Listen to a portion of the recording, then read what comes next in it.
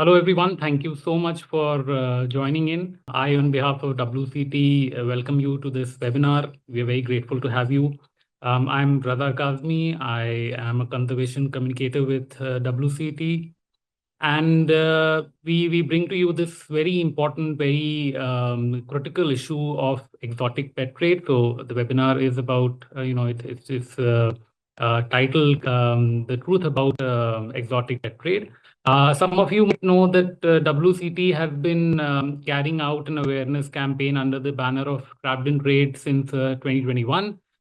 So for this year's iteration of this campaign, we decided to partner with True Story Media Productions, which is run by Trishala, who will be our expert along with Siddharth. And this is to look at the menace of exotic trade, how it operates, what are its fallouts,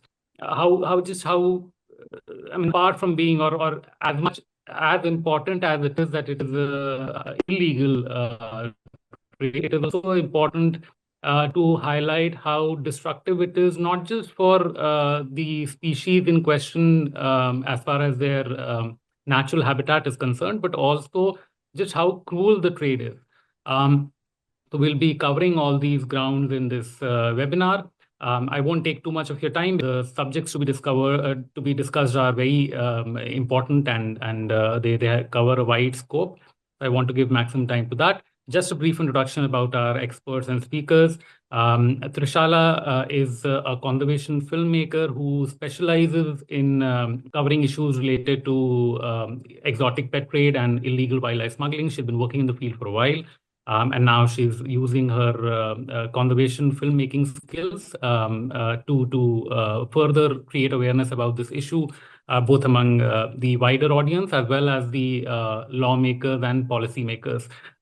She is the founder of True Story Media Productions, so under this banner they also create awareness programs for the stakeholders in question.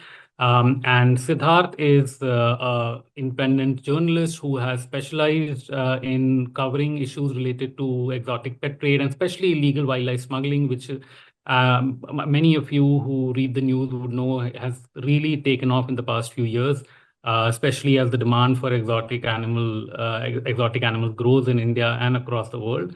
So he has been covering this subject for over 5 years now. He has written many articles on the subject, many investigative pieces on the subject. You can read it on all sorts of mainstream media platforms, from The Wire to the various newspapers, Hindu, and so on and so forth. So he'll be explaining the nitty-gritties of illegal wildlife smuggling and how it all operates and so on and so forth. So without taking any more time, I will just hand it over to Trishala to begin the presentation. Over to you, Trishala. Thank you. Thank you, Raza, for the lovely introduction and collaborating with WCT so far on the Trapped in Trade. The truth about the exotic pets has been extremely such a learning experience, and we're enjoying creating all this awareness. And we are super excited to host this webinar because this right now is in the need of the hour. This is something that is booming in India, and we feel like, it's not just people on the awareness frontline, but it's a multi-stakeholder collaboration. And this is a start of something really big and what we have planned. So I'm just going to jump right in, and in between we have some really interesting stories and news coverage by Sid, and we're going to be switching, and we have a lot of exciting stories ahead. So I'm going to get right to it. So firstly, what are exotic pets? Now, you must have seen these days, mainly on social media, on YouTube and Instagram and TikTok, that these days the trend of owning exotic pets such as snakes, monkeys, tortoises, lizards has really boomed. And we're seeing videos where, people are we're calling them exotic petfluencers, and where we're seeing a trend of who has the most unique and strangest and rarest pet. Like there's an influencer here, if you see, who makes a video with hyenas and a laughing hyena, and he cracks a joke, and this hyena laughs, and he has a lot of shares, right? And we have very famous like Dubai sheikhs who are like owning big cats. We have A lot of people that you see owning big reptiles, interacting with children. Now these exotic pets, now the problem is they may be either taken from the forest or bred in captivity, right? Now we'll talk about why this is an issue later, and these are often illegal to own or trade, and there's a lot of gray areas right now, and that's the reason why we need more awareness, more data, and to come up with the kind of laws and policies to, keep the wild, right? Why is the trade booming? As I spoke before, these are seen as rare or as cool or as status symbols. And you saw in the previous slide how most of this is influenced by social media and celebrities.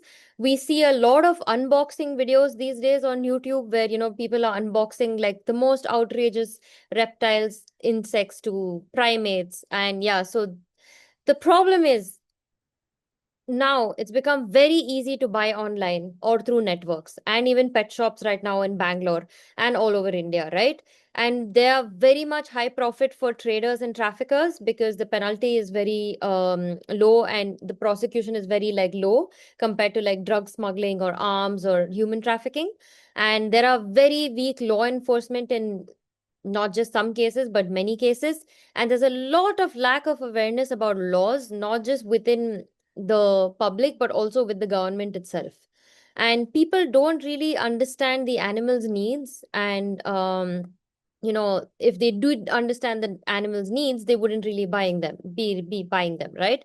And demand for unusual, instagrammable and tiktok worthy pets is on the rise. The rarer it is, the more attraction it gains.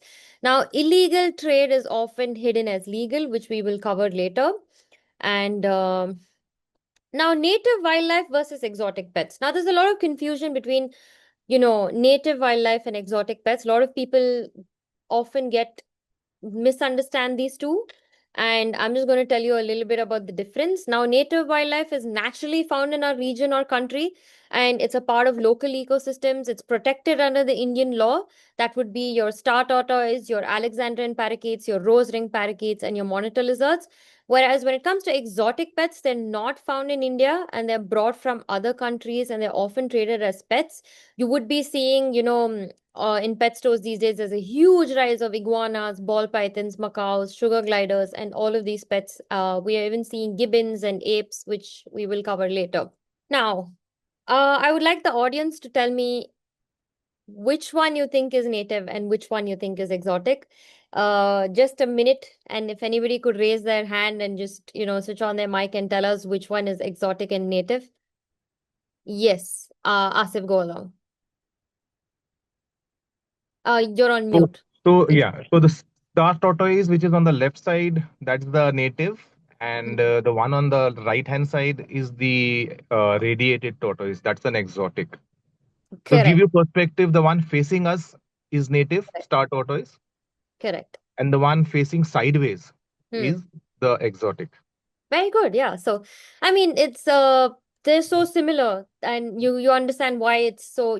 I'm sure you guys can understand why this common mistake and identification mistake happens, right, between native and exotic. So there's a lot of gray areas when it comes to identification as well, and that's the reason why it's becoming very difficult to handle a lot of these cases because of species identification. Moving on, how wildlife trafficking operates globally and nationally. We have some interesting case studies from Sid, but I'm just going to cover some of the weirdest and most bizarre smuggling cases that we have seen. Now, captured from forests and wild habitats and sometimes bred illegally in captivity. Now, there are two ways. There are wild caught or captive bred, right? Many people who are in the exotic pet trade and people purchasing the exotic pets need to remember that biology cannot meet people's demands, right? So if there is no regulation, then we're going to be seeing a huge problem in wild caught as well as captive bred. Now, smugglers transport animals across countries and states, now hidden in boxes, cargoes, or luggage. Use of fake permits or documents has been very prevalent because most of these are CITES. Yes. We have seen some bizarre cases. This was in the tiger was kept with a stuffed toy, and that was in Bangkok. And that was back in sometime in the early 2000s, where a stuffed tiger was tried to smuggle through the Bangkok airport. We have seen a lot of cases where people have smuggled wild animals, live animals in their pants, and very cruel cases where cockatoos have been smuggled in bottles. And there have been really some cases where traffickers have tried to be extremely smart with their smuggling. And what you see here is bunch of lizards that were put in with toys, and they thought that they could bypass security, but the trafficker did get caught. And as I mentioned before, that they get very creative. Here on the top left, you see that a smuggler tried to pull off these tortoises as cakes, and he put it in a pastry box, and he thought that he could bypass security, but he got caught. And we see a lot of animals smuggled along with snacks. And we see a juvenile king cobra here in a chips box. And there was a recent incident in 2024 where a man was caught smuggling 100 live snakes in his pants in China.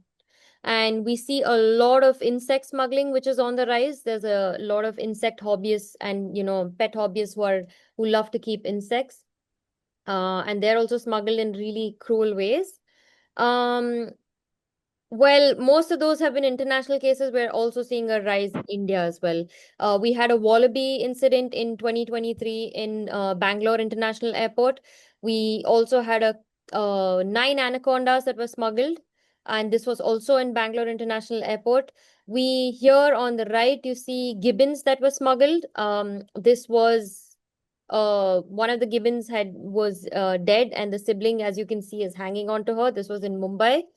And we've had some really dangerous cases as well, where we have seen vipers that have been smuggled in the airport, and this was in Mumbai.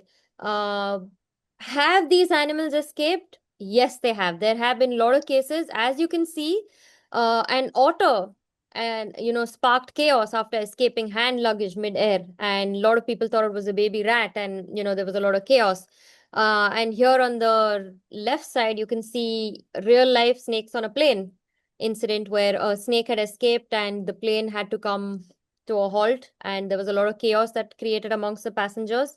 And recently there was an incident where duok escaped Kolkata airport, and unfortunately the duok was not found, right? So I'm going to now hand it over to Sid, who's going to talk about how wildlife trade trafficking operates nationally and globally, and he has some very interesting studies as well. Yeah. Hi all, I'm Siddharth Prabhakar. So my reportage on this issue has been published when I used to work with the Times of India in Chennai. Then in the News Minute, if you can just check it out, my News Minute articles will be there, and more recently in the New Indian Express in Chennai. Okay, so Trishala touched upon the trade, so I just want to make a few additions. So in my experience, the cases that I have seen are where the wildlife is sourced from forests in Thailand, Indonesia, Malaysia. These are countries which are very biodiverse. The biodiversity is very rich. There are multiple different types of very beautiful monkeys, very resplendent snakes, several different types of tortoises and things like that. Now, why are they being smuggled to India is definitely, I'll come to that. But the thing is, these animals are these are baby animals. So a flight, say from Thailand to Chennai is around, say, 3 to 5 hours. So just before the smuggler, that is the guy who's appointed, or rather who's enlisted to bring these animals will be given a drug. Okay, they will be sedated, and so they'll be put to sleep, and then they travel the flight, and then when they land in, say, Chennai or Bangalore, they are then taken to a warehouse. So inside the bags, they are stuffed inside, say, like Trishala pointed out, chocolate boxes, or with stuffed toys, so that if it shows in the scanner, then they can say, okay, this is only a stuffed toy. Okay, so and then the bags that they are put in, the trolley bags, the holes are made on top of these bags so that they can breathe. But what happens is that many of these animals die during transit because they are severely dehydrated and they are just not able to withstand the stress of a flight travel because they are meant to be wild and free in the environment.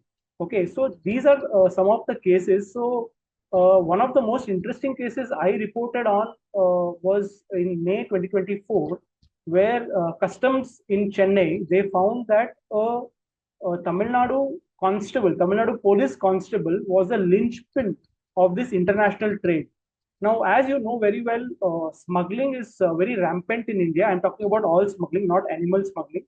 There are established networks to smuggle gold, narcotics, electronics from foreign countries like Southeast Asian countries or the Gulf countries or even Britain and China and things like that. So using these networks, Tamils, there are kingpins who have gone from Tamil Nadu and settled abroad, say in Thailand and Malaysia. So we can basically understand this is a pan-Indian trade.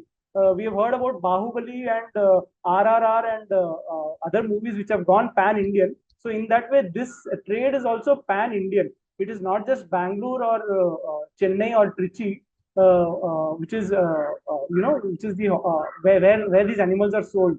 I have access to some WhatsApp groups where people in Gujarat, people in Bihar are buying these animals. Okay, but based on seizures, we can say that Bangalore and Trichy are the airports where Bangalore, Trichy, Chennai, now even Mumbai. This article is about 1.5 years, 2 years old. So these are the airports where these animals land because we can say this because the customs officials at these airports have made a lot of seizures. So we can say that these are the main airports. And then next slide, Trishala. So as I started investigating, this started unraveling. Now what happened is sometime in 2024, 2025, in Malaysia, the Malaysian police started investigating a gang called the Ninja Turtle Gang. Now a lot of us are, we would have watched the Ninja Turtle cartoon, but there's a gang in Malaysia and Malaysia, Thailand, and all, which is called the Ninja Turtle Gang. So they trade in turtles and tortoises from across the world. So what they were doing is a lot of turtles and tortoises native to these countries were sent across the world. And of course, India was also on the map. So a lot of very beautiful gangetic turtles, and of course the star tortoise, which is the most trafficked animal from India, it was sent to Malaysia. And the customs and wildlife authorities in Chennai, in Tamil Nadu, they found that Tamil Nadu's animal smugglers, they were connected to this Ninja Turtle gang. So this was an exclusive story I did based on internal documents, secret documents of government officials. I mean, customs, wildlife, and all. So if you read this, you'll know that that shows that some animal that is seized in some part of India, say Pudukkottai or say somewhere in Mysore. So that is just that actually has international links. So nothing is small per se. Next slide. So this is how we need to understand that this trade is not local or hyper local. It is absolutely international, and just like today we are using cosmetics from Korea or some other products from America or Europe. These animals also have now become commodified. People are traveling to Thailand and Malaysia and seeing petting zoos, seeing these very very beautiful animals, wildlife in those countries, and then they feel, okay, fine, why can't I raise it as a pet? And that is why there are some traders who are willing to offer them for a price, and that's where people want to have these as pets. But the thing is that these are wild animals. These are not your huskies, your Siberian huskies, or your Great Danes, which are dogs, which are domesticated animals. These are wildlife. They deserve to be in the wild. And of course, there are other health related issues which Trishala will talk about now. All right. So one of the strategies that Siddharth and I have been focusing on has been to shift focus, not just on the cruelty and the wildlife and that's a wildlife issue, but it's a threat to like biodiversity and ecosystems. That is one of the main things. But we're also trying to like get the public to recognize how much of a risk it is, and how much of the zoonotic disease can be a large threat, right, to public. And before I get to the next slide, I would want to ask, the audience again. I'll give you 10 seconds, and if you could tell me how the monkeypox outbreak happened, if you could just raise your hand. Anyone? All right. So not many people know this, and the monkeypox outbreak actually happened because of the pet trade. So in Kansas, Missouri, prairie dogs. Now, a lot of you must have seen like viral videos of cute prairie dogs on leashes and people walking them around and making them do tricks. Now, these videos become very viral on social media. Now, prairie dogs that were as kept as pets in US were earlier exposed to sick mammals in Ghana. And that's how the monkeypox outbreak happened. And it did come from the pet trade, right? Now, reptiles are almost, I think around 70% of the trafficking cases that we have are mainly reptiles in the exotic pet trade, right? Now, what with the reptiles, it's very tricky because, not many people know this and they want to admit this, but here's proof that it can be very, very dangerous.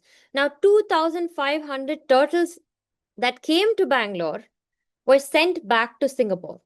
Now, the rule is after COVID, any exotic animal that comes to the country needs to be sent back to the country of origin, right? So these 2,500 tiny red-eared sliders came in a suitcase from Singapore. Now, they were sent back to Singapore, and when Singapore customs detected, like I think couple of individuals, they were, sorry, just a second. So 2,500 turtles were put down humanely because of salmonella detected. Now, just imagine how detrimental this could have been if the 2,500 turtles were divided, sent to pet stores, and then, red-eared sliders are considered as starter pets. Like a lot of these people buy them, buy their children red-eared sliders because, they think that it's a good pet that, that teaches them responsibility and very easy to handle. And if these individuals that had salmonella had been given to children, and it ended up in their hands, their homes. Now, salmonella is detrimental to adults, but it can be extremely, extremely dangerous to children, right? So this was one of the incidents that we had back in, I think, 2025, last year in June. So yes, this is a topic and an issue that we really, really need to address. As I said, to address wildlife trafficking, it's not just people in the conservation sector, but also the public health sector and also the human welfare sector, because we are seeing a huge cases of vulnerable communities and a lot of sex workers, a lot of young college boys that are being used as mules to transport stock from country to country. And I don't, these kingpins and that are involved in the trade don't really care about these communities, right? They don't really care about these people. They're discarded, they're replaced within seconds. And so this is the focus that we're trying to shift. It's not just a wildlife issue, but it's also a threat to public safety. Now, legal framework. So a lot of this has a lot of gray areas, and which is something that, we are trying to figure out throughout the country and also across the globe. And we're trying to, so this is Sid is going to take over and he's going to explain some of this. Yeah, so I'm sure a lot of you must be having the question that so what? Why is Wildlife Conservation Trust or Trishala or Siddharth talking about this? Why is this such a big news? If I can, why should government have a problem if I raise a tortoise or a monkey that is bought from say Thailand? Even Michael Jackson had a monkey. For those of you who have seen the latest Michael Jackson movie. See, so the thing is that the legal aspect is very, very clear. Okay, India has a Wildlife Protection Act where you cannot have wildlife as pets. But the thing is that the government realized that this trend is, picking up, especially around the time when COVID started. The government got really spooked that unregulated or no regulation of this trade or people having exotic pets is going to be problematic if another zoonotic disease breaks out. So what happened is that these animals are usually covered under international animal, that is exotic pets. Exotic means which is not native to India. So these are covered under what is called the CITES. This convention is the international convention. So whatever animals are covered under CITES were automatically brought into the Wildlife Protection Act Schedule 4. Now, under Schedule 4, if you are found to have a wildlife as a pet, you can be imprisoned up to 3 years if you are convicted, and the fine can go up to 1 lakh. So that is the legal aspect. The thing is that the government obviously, it is not like cocaine or hydroponic weed that is detrimental to society is what the government thinks. So what they did is that, okay, fine, we know that a lot of you have exotic animals. Some of you have monkeys, some of you have red ear spider turtles, etc., etc. Macaws, birds, beautiful parrots. So what they said is they opened a portal called Parivesh, where people were given a chance to proactively register their animals, their exotic animals, and tell the government so that the government could regulate it properly. But the thing is that how many actually registered is a big question. That is one aspect. Now the other thing is that are all is import, that is, can I not have exotic pets at all or exotic wildlife at all? You can, but actually you have to import it with license. So you need to apply to the government, to multiple government agencies to get a valid CITES permit. It also involves some kind of health checks for the animals, and then later you have to register these animals with this pet with the state forest department. If you're in Karnataka, then Karnataka. If you're in Tamil Nadu, and so on. But the thing is that most of the people who have these exotic pets have not registered it. In fact, when they buy, they don't check whether these animals are registered. Basically, these are all smuggled. These are all brought in, say, aircrafts or air cargos or even ships. So that is the reality of the exotic pet trade in India right now. Yeah, to add to Sid's point, yes, the none of the states at the moment are checking. I mean, the registrations are moving very slow, but the number of cases that are happening are very fast, and we're seeing, I think, in a month at least 4 to 5 cases in different airports. And we're also seeing a rise of private zoos in Bangalore, in Mumbai, and we're also seeing bizarre cases where people have like zebras here and meerkats and all of these. And we also are seeing a lot of people who are breeding domestic animals in the same place they're breeding wildlife. And that can be, again, a huge risk because there's going to be a jump of pathogens from domestic to wildlife. And when I spoke to zoonotic experts, disease experts for my film, and also to create awareness amongst the government, she was telling me how, we're entering this unknown world. There's an unknown world of pathogens that, we've not even scratched the surface in understanding, right? And we're literally writing our future, and it doesn't look good if we continue dealing with exotic pets, with the way they're bred, with the way they're looked after. And all of this, as Sid mentioned, should be checked by the state forest minister, the government, under the Parivesh. And health checks should be done by vets, and clearance should be given by the chief wildlife warden. And then people should be allowed. And even if the pets have offsprings, the offsprings as well need to be registered under Parivesh. And the chief wildlife warden will give you another clearance certificate.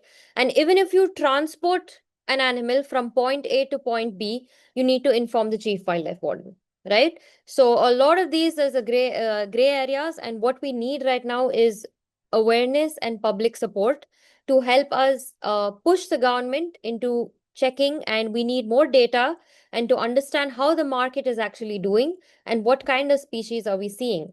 And that will give us more clarity on how to address these issues in the future.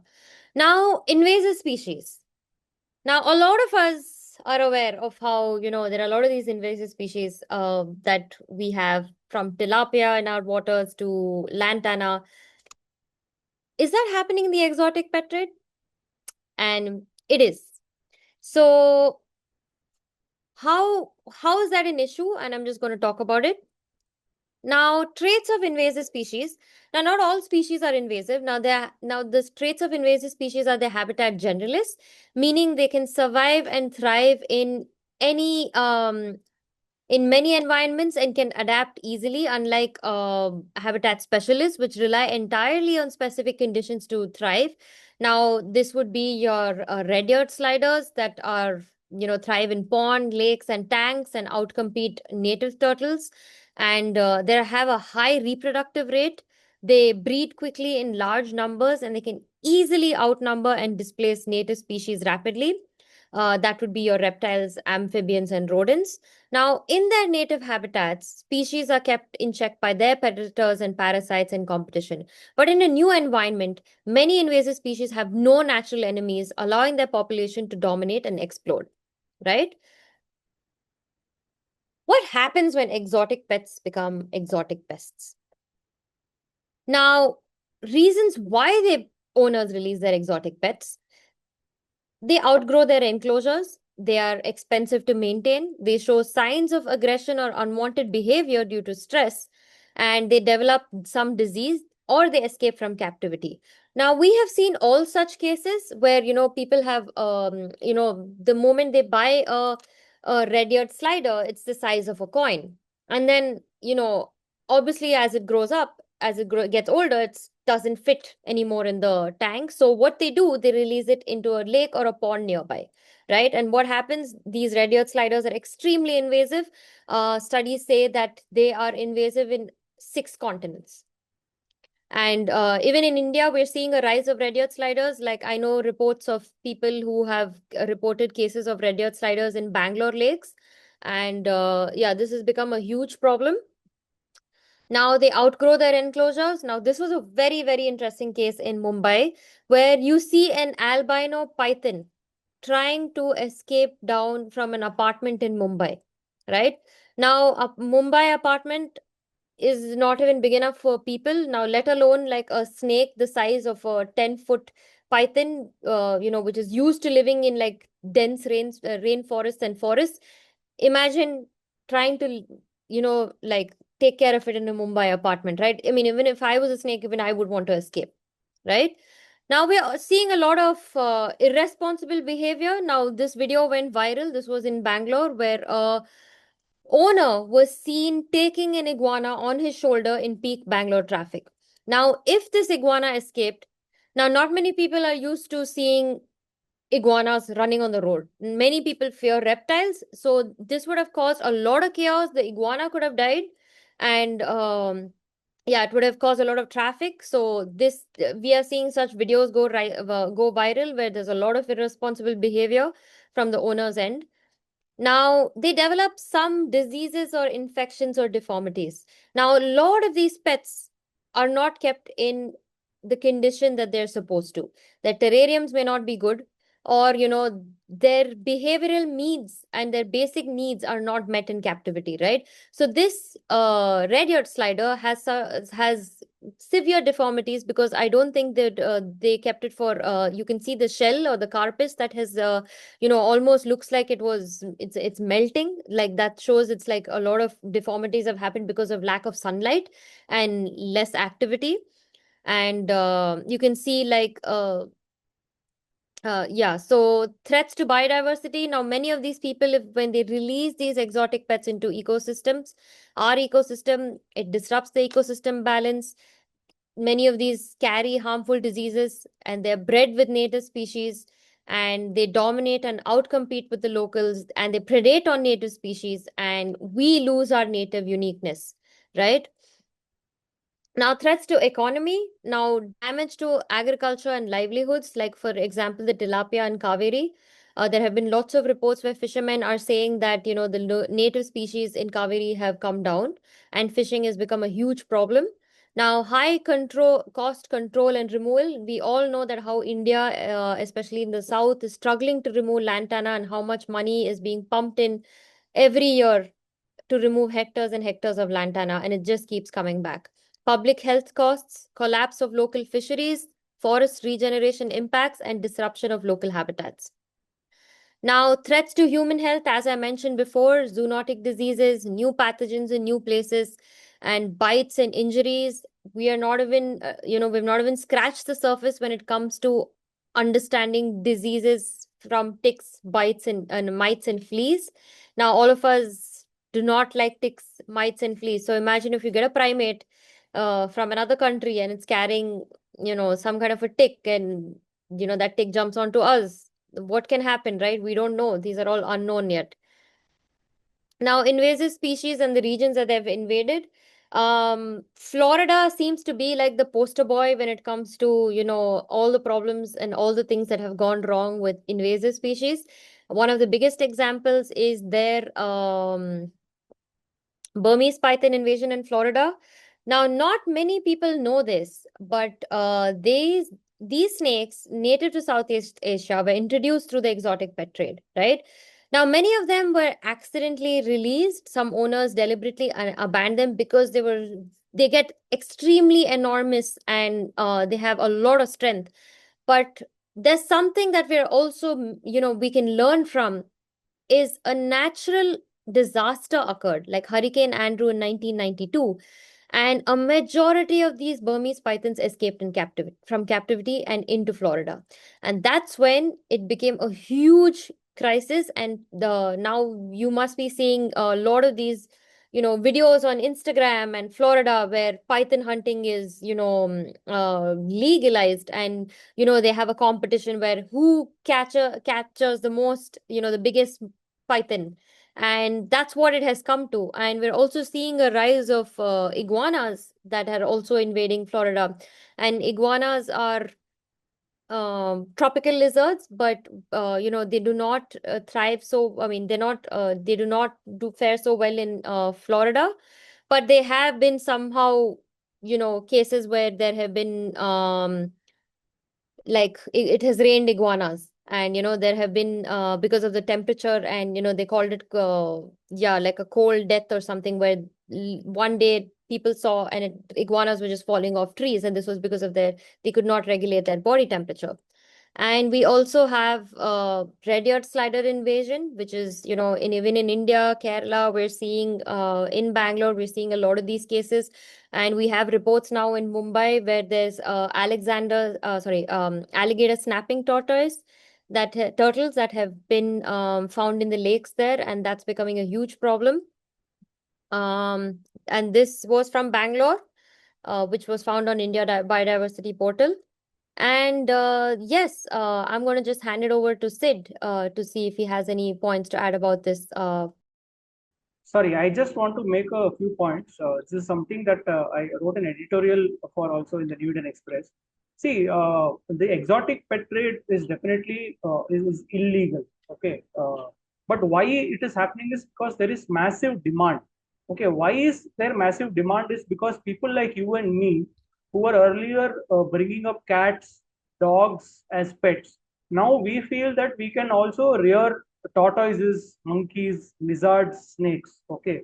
Now this is also happening because people are living in flats. Okay, and inside a flat, it is very easy to bring up a small tortoise or a snake and things like that. Okay, so this is the fundamental change that is happening. But on one point is it is illegal. Second is it is wildlife, and from the animal cruelty point of view, it is supposed to be in wild. It is not supposed to be with you. Okay, unlike a dog or a cat. Okay, and the third point is it brings the risk of zoonotic diseases. And this is not something that we don't know about. Okay, like COVID was a zoonotic disease, and what kind of impact COVID had on our lives is very it's very apparent. Everybody knows about it. And the fourth point is this problem of invasive species is that what happens if, say, anaconda escapes? okay, from a house or from a park, okay, it is going to eat up the other because it is stronger or maybe better than some of the native snakes, and then it's going to have a chain reaction. See, so this was highlighted to me in 2019 when in Chennai Customs, in Chennai Airport, an African hornpit viper was seized among 50 other animals by the customs authorities. The customs commissioner itself then spoke to me. He said he was very afraid. He was like, see, my men are very afraid because what if the viper escapes or bites some of my officers? The thing is that is there anti venom available for it? We don't know. We don't know if forget Chennai whether India will have anti venom for a African hornpit viper. So these are the questions that are staring us in our face. Okay. So this is why we need to really understand this trade and ask questions of our friends who are buying exotic wildlife just to have them as pets.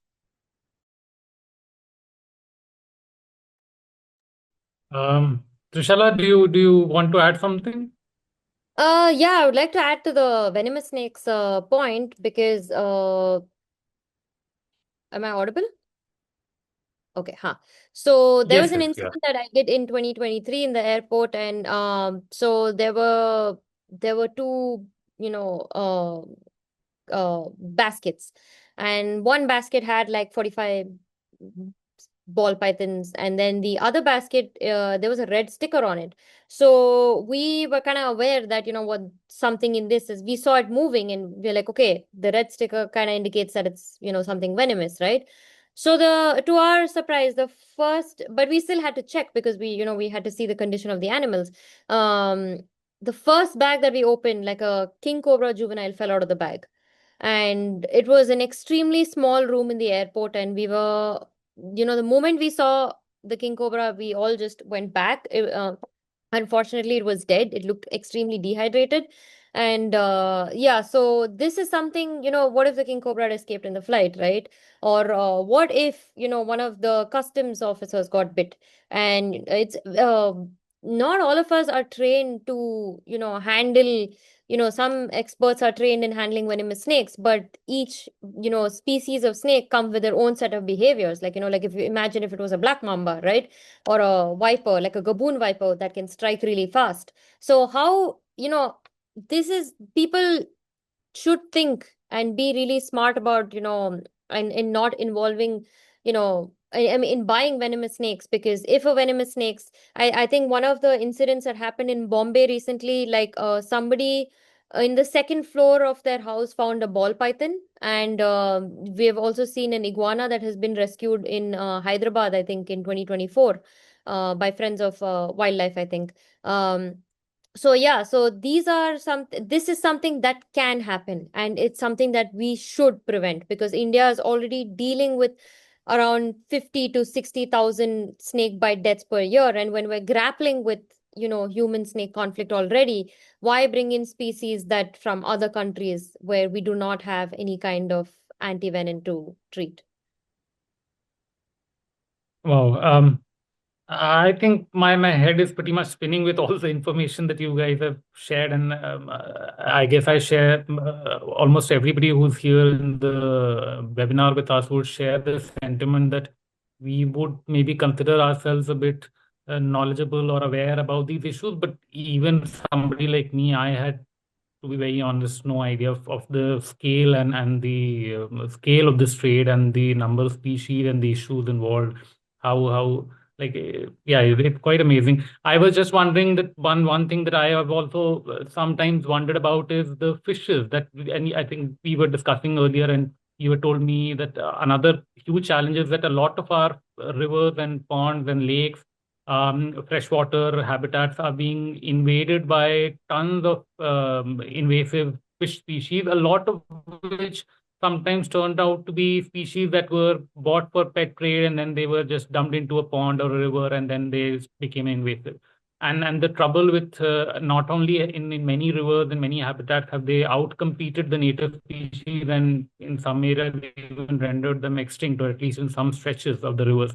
But the fact that even when you guys are handling these fishes, it is very tough to identify because fishes are tough to identify. I guess you could just fill in on this a bit. Okay, I'll just add in a point and then Sid can take over. You are right, Raza. Like it's a mammoth of a problem. Actually, right now, our focus is on exotic pets, and nobody, very, very, very limited people are actually looking into fish. And even we had a case in the airport where, I think a few months ago, where we were not able to identify whether the fish was a protected species or not, and then the customs didn't allow us to actually open the bags and take photos. Like it was very difficult to identify. And yeah, so that is a huge problem, and we have not even scratched the surface of that either. And a lot of people, I would like to add to the point where you said a lot of people keep them as exotic pets, but they also keep them for vastu reasons. At least that's how it is down south, where we're seeing a lot of people, if you enter their house, they have like this huge aquarium where this one fish is like just circling this huge fish in a small aquarium, and it's just circling around.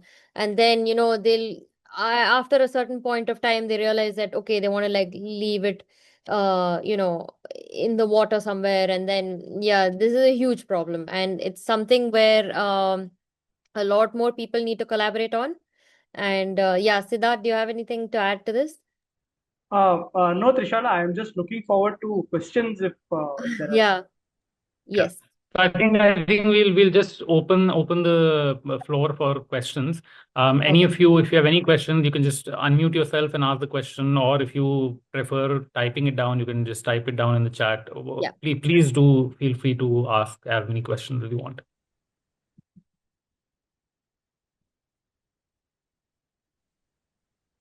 Hi, Trishala. Hi, Siddharth. Thank you for the session. It was really eye-opening. So I have like few questions. Like this was really new to me. I mean, I knew about it, but like not in the details. And like you have mentioned that. So I'm kind of doing study on zoos in India, zoological park, and I was thinking that the condition of our zoos in India is also as bad as they are being captive as pets, and even the government one. And as you said that there have been a rise on of private zoos also. So I mean, what do you think like about that? Like the zoos in India, they should be uh, changed is nature because they are being they're providing uh, entertainment to the people. They're not exactly a conservation body for the wildlife. And like I have seen snakes being captive in glass cages, small glass cages in a zoo. So I think it's as similar to as being pet in some way.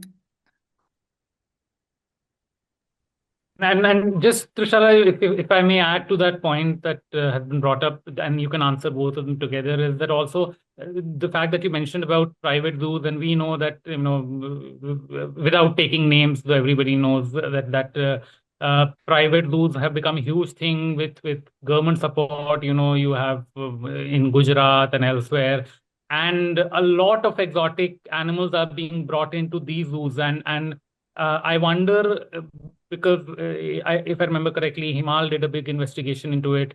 That how are these animals being brought in? What is their linkages with illegalities and illegal trade, and how is it affecting the entire market?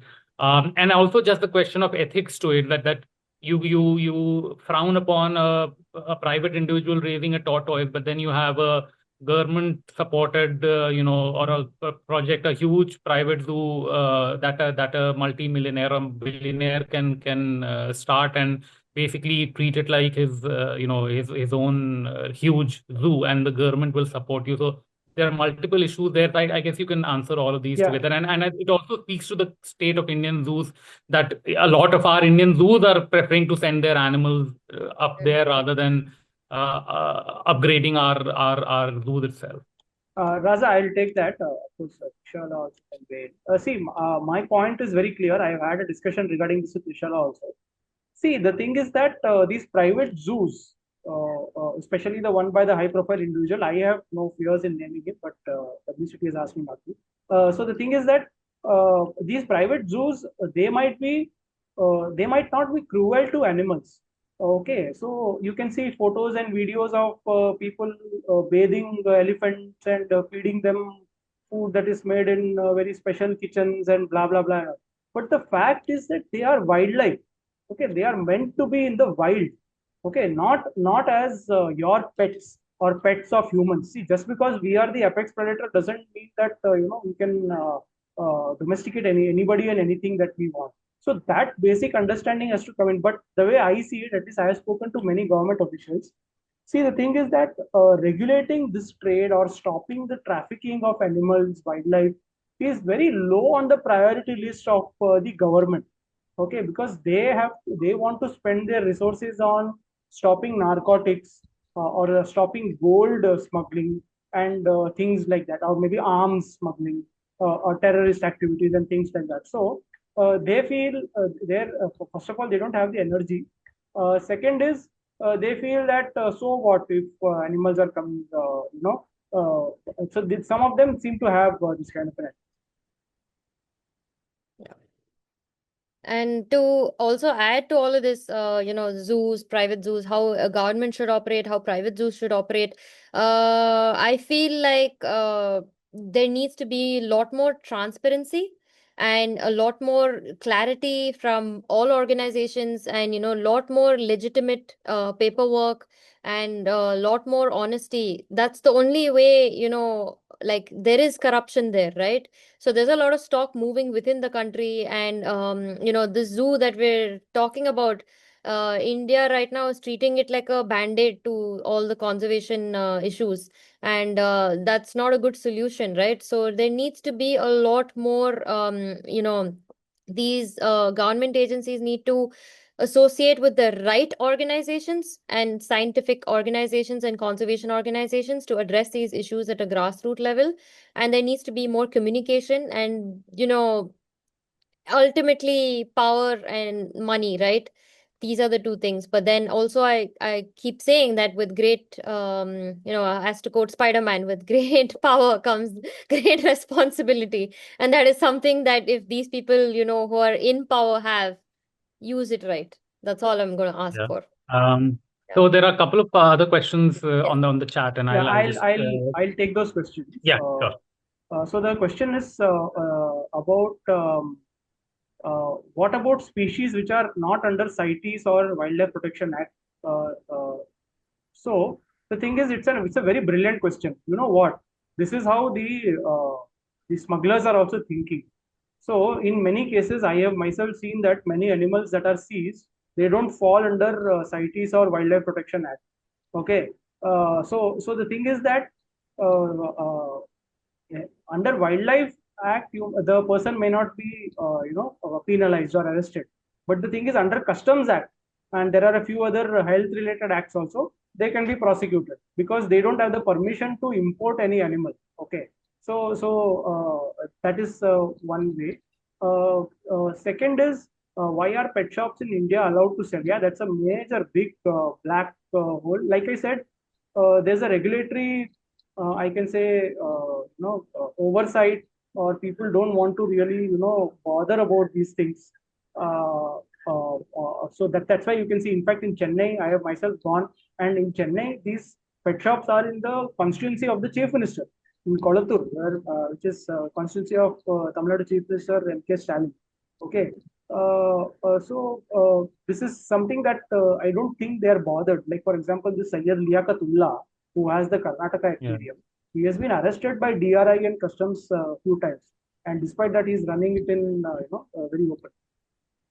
Yeah, I was about to, you answered the question. I was just about to ask, is that pet shop in Bangalore still up and running despite the owner being arrested once? Yeah. So, Yeah. You can follow him on YouTube also. Yeah. Then there is another question on how is a private zoo legally structured? Does it still come under the oversight of Caesar Day? So maybe either of you can take that question as well. this is where, there are, so I've been, very like with the state forest minister from a while now, since a year, and trying to educate him and his the team on what the issue is. But what I can see is that they themselves are not aware of the CZA rules. Like even all these private zoos that we have, they're not in compliance with CZA. So many of these private these petting zoos and pet sanctuaries. We also have a pub in Bangalore that's allowing you to have a buffet for 990 and interact with their exotic pets. And we are seeing a lot of these influencers go there and make reels. And now these are all, first of all, CZA does not allow you to do this, right? So, and all of them, are they registered under Parivesh? Are they not registered under Parivesh? So all of this needs to be recorded, needs to be investigated. And we are seeing all of these petting zoos and pet sanctuaries that are allowing their rescued wildlife to interact with the children. And they're hosting summer camps where they're teaching children animal husbandry and reptile care and conservation.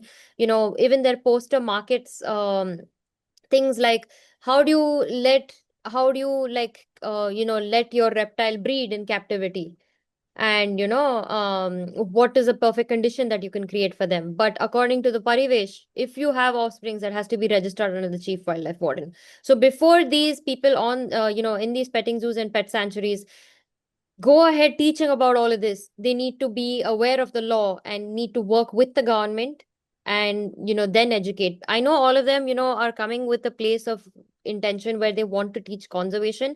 But I always say, you know like the chances of that one, like if you have a bunch of kids and there are 20 kids, the chances of that one kid getting into conservation is a lot lesser than when compared to like the number of animals that are being trafficked every day across the country, right? So yeah, so the ratio is very, this thing. So Yeah. that's what I would like to add. Bhuvan has also posted about how many exotic pets were imported into Gujarat, and he has filed a Yes. writ petition. Yeah. That's great on you. Mm. I'll encourage everyone to check that out. Mm. Somebody you can share photos. I think it might be difficult to share photo in the chat, but if you have any specific photo that you would like to share, you can just send it to Trishala or Siddharth, or you can write into us at WCT. Yeah. You can just put in your email IDs on the chat itself. There is so then and of course there's a question of on the pet shop rules as well. So I think pretty much the same situation to the audience member. I think the same situation, that we have all these rules, we have all these regulations, but forget enforcing them. A lot of times, even the regulator themselves don't know what they are supposed to enforce, and they themselves are very lacking on their knowledge of these laws and regulations. And it all comes down to what Siddharth said, that it's about priorities. When wildlife and exotic pet is on the least it's on the least priority of your things to do, you won't bother acquainting yourself with the laws and the regulations and so on and so forth. And so it would take people like maybe Bhuvan to actually file in these petitions and get the courts to maybe jump in, and then that might maybe jolt them out of their slumber, the authorities. One question I also wanted to ask Trishala and Siddharth, both of you, is that uh, what do people like us do? What do people like us do? Because I'm sure we know, not a friend maybe, but an acquaintance or somebody we know who has kept I have a tortoise, or I have this, or I have a parakeet or whatnot. How does one, what can people, common people like us do about it? First of all, you don't buy an exotic pet. Okay. Not only because I am telling you, but because of other issues that can come into your life because of that. Second is, if you see an exotic pet, question them. Ask them why they are, and tell them, if you're listening to this webinar, if you've seen this on YouTube, then tell them about all the harmful effects that having an exotic pet can have. If they don't understand it from the health aspect, then tell them about the cruelty of the animal aspect, like how they are flown in on a flight, by sedation and things like that. Right. And I'm very sorry. I might have missed a few people who have raised hands. So please, those Sorry. who have raised hands, please do unmute yourself and ask a question. Is it fine if I go first? Yes, please, Rob. Right, right. Oh, Okay, and thank we'll come to the come to you as well. So maybe Ronak, you can go first, and then we'll come to the others as well. Thank you. Thank you, Dean, for the insightful session. I just wanted to ask, sorry for the lengthy question. It's like, what preventive strategies are being currently implemented to stop wildlife trafficking before animals reach their seizure points, like such as airports or border? And in many cases, because most of the times what we hear is that it seems to happen only after the animals have been seized. And from an upstream approach, specifically talking about intelligence-led enforcement, what are the measures being implemented in India? You're talking about stock that comes to the country or leaves the country? Yeah, About both. I'll take that question. Actually, excellent question. So the thing is that what Indian government did is they went to Thailand and they went to Malaysia. They told the authorities there, boss, we are fed up because our ecosystem is being damaged because you are not doing your preventive role well. So at your airports, you need to improve the scanning. So these kind of discussions are going on. So that's why if you see, a lot of seizures are now being made in Bangkok and Kuala Lumpur airports Yeah. of these animals. So that is one thing. And of course, at the Indian airports, discussion is underway to have thermal scanners. But the thing is that the number of people traveling abroad and returning is just huge. So it is a very difficult task for the understaffed or whatever the staff levels are there.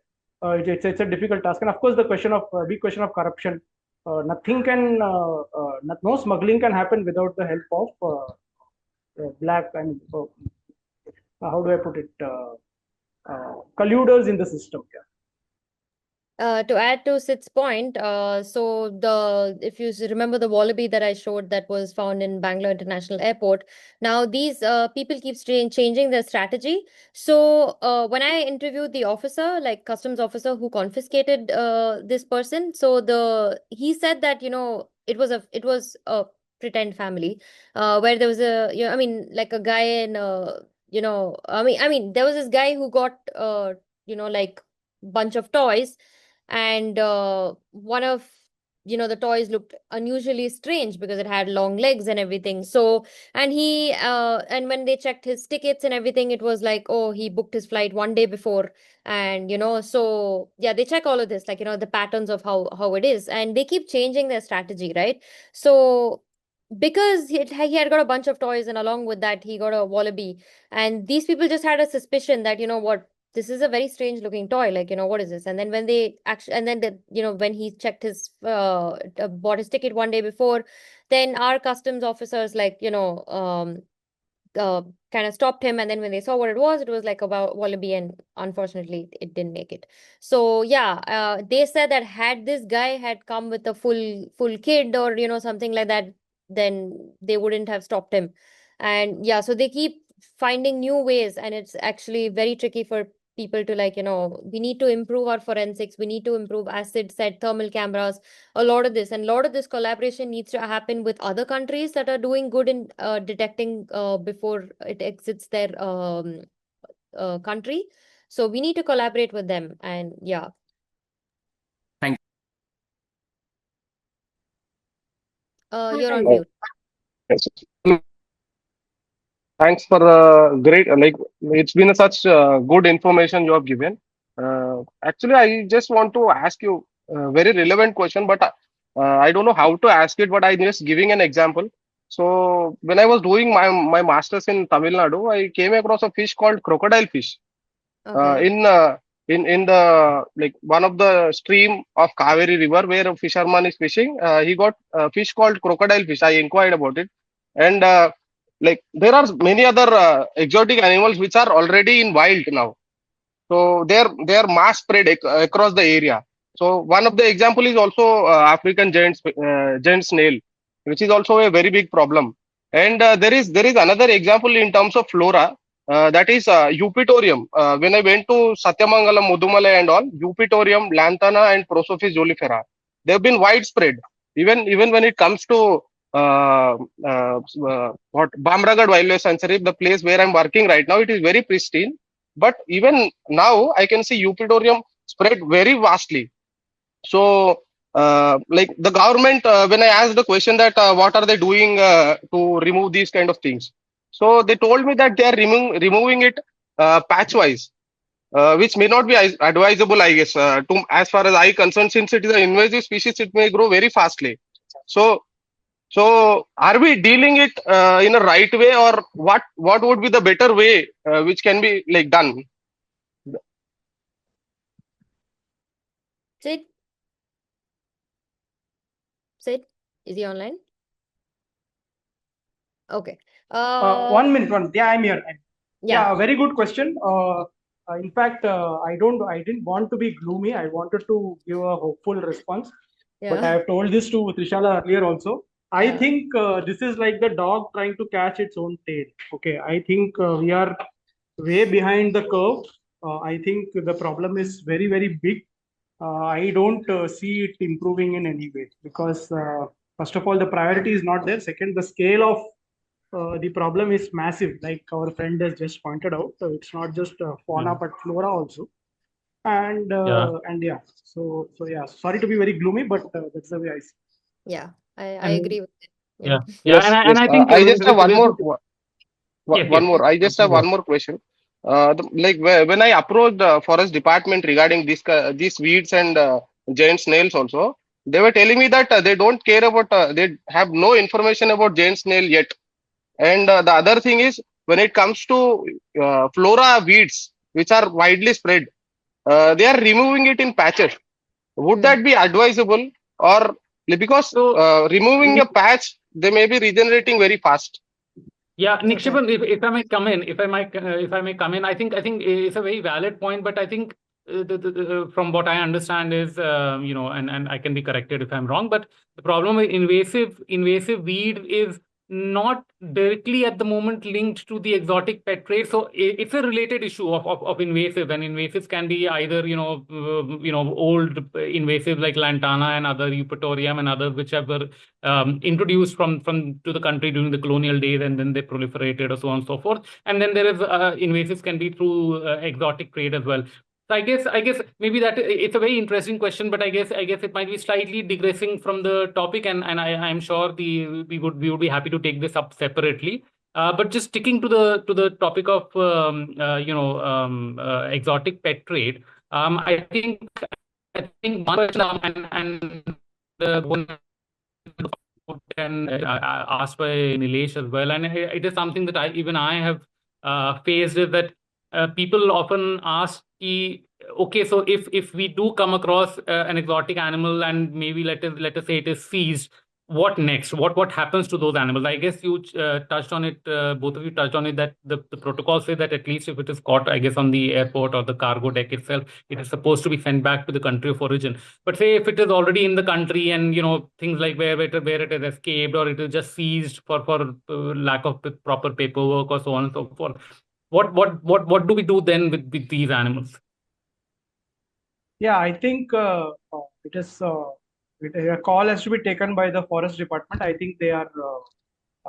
I think it is up to the individual to prove that they have the necessary documents for this, and it becomes very easy because in some cases, in cases where the person having the animal is very knowledgeable, then it becomes very easy because the person can then say that this was bred in captivity. It was born in India. It might be American, but it was born in India. So then the law is very tricky in that manner. But if they are not able to prove, then of course then they are seized and then I think given to rescue organizations. Though I feel it should be sent back, but it is given to rescue organizations. Right. We had a case where crested macaque was found in somebody's bathroom in January 2023. You can look at the article. And right now that crested macaque is in Bannerghatta Zoo.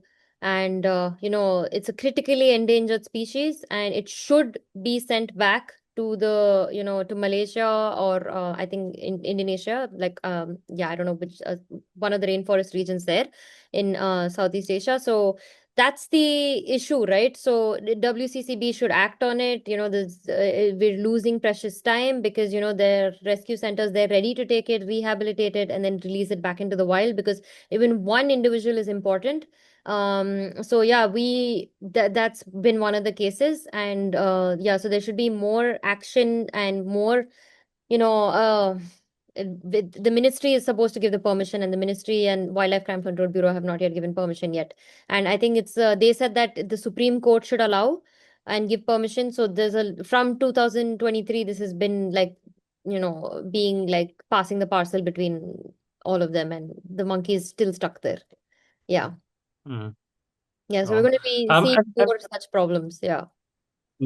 Are there any other questions that the audience would like to ask? And you raise your hand, just unmute yourself and ask a question. Don't even need to raise your hand. You can just unmute yourself and ask the question if you have any. And if nobody has a question, then I'll ask maybe one last question before closing this in. Hi, am I audible? Yes. Yes, Manjira. So Please go I ahead. wanted to ask, the exotic birds are openly sold in the pet shops. What do I do if I come across one? I can call the wildlife department. What do they do after I call them? Because one wildlife inspector told me that they are given a time of 30 days to register the birds with CITES. And that is how no case are registered against them. Okay. So, yeah. So Yeah, so right. So, like, how do I deal with this? Because they always have a way to, get out of this. Yeah. Yeah. So you're already in touch with the department about this? Yeah. Yeah, the chief wildlife warden and everything. So you have to keep pushing them. Keep pushing them until they, take action. So you have to keep following up, keep pushing, keep changing your strategy. Bring up zoonotic diseases. Birds are very this thing like, psittacosis comes from birds to humans. And yeah, so bring up that, bring up avian influenza, like all of these issues, and take papers, take quotes by experts, zoonotic experts, and then like keep going back to the department and pressurizing them. That's the only thing that's going to work. Okay, thank you. And I had a second question. There are a lot of online sellers. There is no way to know their location. How do I mean, uh, like I have made complaints, but again, there is the same issue. We can't find their location. So how do I, do something about them? Yeah, a lot of these people who are selling online are smart. They know that what they're doing is unethical and illegal, and that's why they're so like careful when it comes to like their selling. Now, if it's a wildlife species, native species, you can report it to WCCB, and they'll take it over. They have their own cyber set of people who do open source intelligence, and they can identify and everything and confiscate if it's native and book a case. But if it's exotic, then as you see, there are a lot of gray areas. Just report it to the forest department, tell them, ask them to go check if the animals are registered under Parivesh, are the documents there, are the papers there. Again, you'll have to keep pushing them and, yeah, work with the local media and, write art, collaborate with writers, collaborate with journalists. That's what I have been doing. Like Siddharth and I are always in touch, and we keep changing strategies. I keep asking him for advice, and what do I do? And yeah, so keep collaborating, keep working, and yeah, build your network, and yeah. And I wonder, Trishala, and that you can weigh in on this. I was just as you were answering the question, I was wondering because of the fact that there are other concerns as well regarding these exotic animals being sold. So can it be something kind of the forest department also raise concern with the public health department? This might be a health risk, and who needs to check whether so maybe try to involve multiple departments, and also for the long haul, you could even approaching the court so that you can, for instance, the kind of webinar that we had now. If you were to explain of this to court in a PIL or something, I am hopeful, or I'm pretty hopeful that the courts might issue certain diktats that might then force the concerned authority, the health department or the forest department, to take action on it. Okay. Thank you. So maybe Maybe that could be one. A couple of other questions, or I think one more question is from Shatabdi. She asks, are there any specific investigations done by the concerned authorities? For example, the black vulture that was spotted in Haryana in 2020. I'm not entirely aware of the black vulture case, I guess. I mean, maybe Yeah, Trishala me or neither. Siddharth. Yeah, I'm sorry, I'm neither. But Yeah. you can maybe just ask the question, Shadi, if you're comfortable on the mic, or uh, Yeah. Yeah, so um, basically the so black vulture is yeah. hi, sorry. Yes, So please go basically ahead. black vulture is native to the Americas, and one single individual was spotted in and around Gurgaon a couple of years back, and there was a huge hullabaloo in the birding community. But I mean, it was obviously a reason. I mean, it was obviously there because of pet trade, because it's not a vulture which migrates, and it can never migrate like from Americas to India. Like it has never been spotted in across Asia. So this was the first case in Asia and India. So the bird was spotted for 2 days. Everybody, all the birders around in Delhi NCR went and tried to get a photograph, and then the bird disappeared. So when these kind of cases happen, are there any like protocols or processes that are in place to kind of try and investigate and find out? Because this obviously is like a major pet trade case. Yeah, this is where, this is like the incident that happened where I think a gibbon had escaped in Chennai, the market. You must have seen that in 2025, where this gibbon escaped in a market.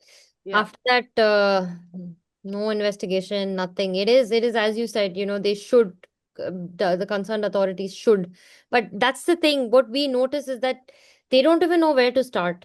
They don't even know. Yeah, so basic identification is something that, it's not their fault, like it's most of them don't come from a wildlife background, and these are exotic pets, like, these are species that even we are not used to seeing so much. I've learned more about the species from Syed Liakat's YouTube channel than I have from Discovery or Netflix and Our Planet or anything. So, it's difficult for them to identify. And again, this is where, uh, you need support from local NGOs, local media houses, local journalists, and local TV channels, and make as much noise as you can on social media. Put the pressure on them. And I keep saying, Yes. keep changing your strategy. Yeah. Right. Yes, and One and more I think thing. it's very important. Sorry to be butting in. Just Yeah, want please. to make a point that it's very important that people like you write about this, because, for instance, I Correct. had no idea that this black vulture thing happened. So I Yeah. would really encourage you to write an article on it. I'm sure there are platforms. You can try Sanctuary Asia. You can try Round Glass. I'm sure there are platforms Yeah. which would love to Yeah. highlight this issue. So I Yeah, think most yeah. of the local media was celebrating the fact that, oh, look at this person who shot the black vulture photograph and all. Yeah, The local so media was I think then it's very important to, even more important, to write about it and present a counter view that, oh, look, it's not something to celebrate. Maybe this is the the right question to ask. I think one other issue that I wanted to touch upon, and is maybe it's just a suggestion, and is that, I really cringe at the fact that sometimes some of our huge celebrities and influencers, I mean, I would rather call them influencers. They're pain, but some of them go and promote this exotic pet trade in a way by going and petting animals and having a python wrapped around their neck, or playing with a cockatoo or a macaw or whatnot. Taking names. I think my colleague Purva had pointed out that Priyanka Chopra was taking such photos and so on and so forth. So I think there is an important responsibility to also call out this sort of behavior from our public figures, and at the same time maybe try to partner with other ethical celebrities who might call this out publicly, or at least say that this is we shouldn't be indulging in such thing, because they have a far wider reach. And if a celebrity is going off the line, so if another influencer or celebrity is correcting them, that reaches the message reaches a wider audience. Maybe that is something we need to look into as well, to engage some people like these. So that was something that came up in my mind. Sorry for giving this gyan. No, it's Um, good. Yeah, so it's fine. We've had a very productive session. Thank you so much to everyone who has joined in. we are always available for any further queries, messages that you might have. You can write to Trishala, you can write to WCT, you can write to Siddharth. I think he has just had to push off for another meeting that he was supposed to join. We'll be continuing the series for a while now. So please keep in tune. For those of you who are comfortable with Hindi, please join in for the next session that will happen in Hindi. Yeah, thank you so much everybody for being here. Thank you so much. Could we just drop in our emails in the chat? Because I Yes. think, yeah, I'll just. Yes. Please. Yeah. So Trishala, you can drop in your email. You can write to the WCT email is there on our website, on our handles. You can write to any of us. And Siddharth's mail can be dropped in as well. Oops, I don't have his email. Yeah. Oh, so I'll give you his email. we'll put it across in our when we post about this. We'll put it across in that email as well. His email ID. So thank you everyone, and hope you have a good day ahead. And you most importantly, for those of you who attended and learned from this extremely insightful session, you go and talk to your friends, family, and colleagues and acquaintances about this problem. So thank you everyone. Thank you guys. Thank you so much. Thank you. Bye bye. Thank you.